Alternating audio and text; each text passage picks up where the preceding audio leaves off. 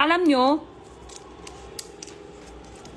gusto ko rin kuha sana si pero baka ngayon friend lang. Tapos baka may masyado, naging kaibigan na, naging manager na, tapos baka may away, tapos nawala yung friend ko. Yun ang tatakot. Katulad mga friend na ngayon, di ba? Okay na okay. Tapos masyado malapit na, masyado palaki nakita.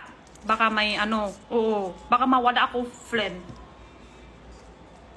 Tapos baka may kuha niya baka may kami, iba yung gusto ko, iba yung bigay niya sa akin. Tapos may galit na, tapos may na. Takot ko baka mawala ko friends. Kaya